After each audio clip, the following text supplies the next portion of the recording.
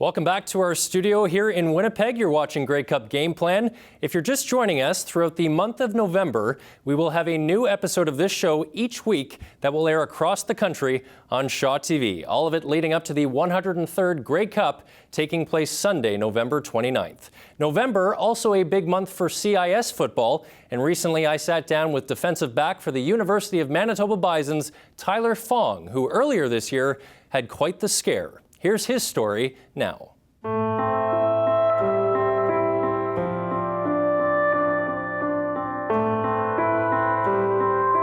As soon as I realized that I was falling, I thought I was dead.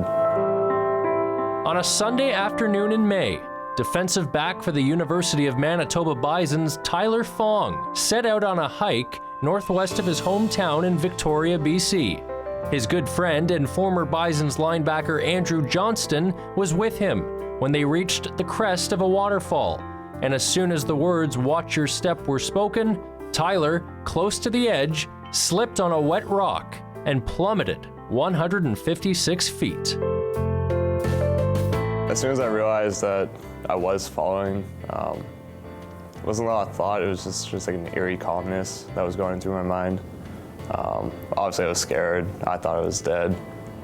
Had no idea it was at the bottom, so it felt like a lifetime really. They told me it'd be like 3-4 seconds to make it from the top to the bottom, but definitely did not feel that way. The thought process felt like I had so much time to think. As Tyler rapidly dropped through the air, his instinct took over as he managed to flip his body around mid-flight, preventing him from landing headfirst in an attempt to lower the risk of serious injury and perhaps save his life. I blacked out when I hit the water and regained conscious underneath. Swimming up felt like a long time too. Finally got out of the water and kind of shock and panic.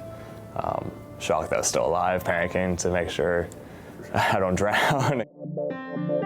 His friend Andrew as well in pure disbelief that Tyler had remarkably survived the horrendous fall. Actually, I checked myself over at first and I felt like I was okay to walk and drive home. Oh my God. So I was pretty determined to make it out there myself. As I started walking towards my car, I kind of started feeling the full effects of my injuries. Got to my car and realized that I shouldn't be driving and I should probably go to the hospital, so that's when we called 911. Intercepted by Tyler Fong! Tyler's injuries were a broken rib, a punctured lung, and a dislocated toe, but he was alive. Now, is it true that one of the first questions you asked your doctor was, how quick can I get back on the field? That was probably the first question. In a matter of only 3 months, Tyler's body completely healed. In fact, the only evidence of the fall is tattooed on his body. May 17th, 2015. Tyler got himself back in shape and made it to opening day of Bison's training camp. I got nominated as a captain, so big leadership role. So I just want to do the best I can, leading my team and putting ourselves in the best position we can to win a national championship. It's such a big part of my life. Now back to normal life on the football field, Tyler feels he has been enlightened and offers a great perspective. Just to never take anything for granted, and you never know when your last moment's going to be, and be careful of waterfalls.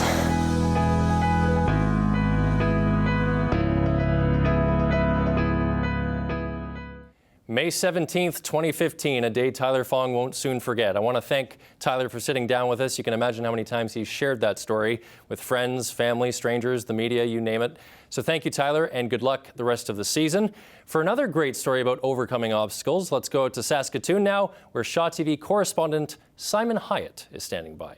Please join me in welcoming Don Narcisse. Looking at the obstacles he had to overcome, Don Narcisse probably should have never been a professional football player, let alone a CFL Hall of Famer for the Rough Riders. When you beat the challenge, He was thought of as too small and too slow. But perhaps his greatest challenge was the one almost no one knew about. The one thing that I did when I first started playing, I never told anybody my secret. My secret was that I had asthma.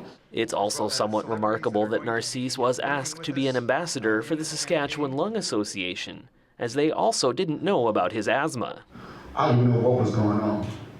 And started looking at my mom, I started looking at her and I'm like, man, this is serious. As he emotionally recounted the story of going to the emergency room as an 8-year-old, Lori Kleiber of the association, who has 2 daughters with the disease, could identify. When he was telling his story, you know, as being a youth and how his mom reacted to him having asthma, I can completely relate to that, how you sort of have that fear until you understand that asthma can be managed and controlled, and really it doesn't limit you from doing anything, and Don's a perfect example of that. I tell kids every day is this is the quote I always give kids: hard work beats talent when talent doesn't work hard.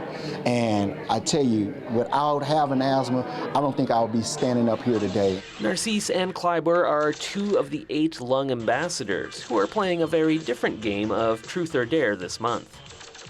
The campaign challenges participants to either tell the truth by sharing a lung health story or daring to record themselves doing Don's famous touchdown dance. I'm a little ashamed that it did take me a long time to learn that dance. I practiced at night, I stayed up late, and I had to watch a lot of YouTube videos, but it was really fun to work with all of the other ambassadors to do the video and to encourage everyone to be a part of Truth or Dare. They did a real good job, you know, and I hope it goes viral. I tell you what, it's a blessing that it's a dance that I was doing while I was playing. I was at home looking in the mirror, practicing. Now all of a sudden, it's turning out to help raise money for the Lung Association. It's just amazing. For more information on how you can help the Lung Association by playing Truth or Dare as part of Lung Health Month, visit td4lungs.ca.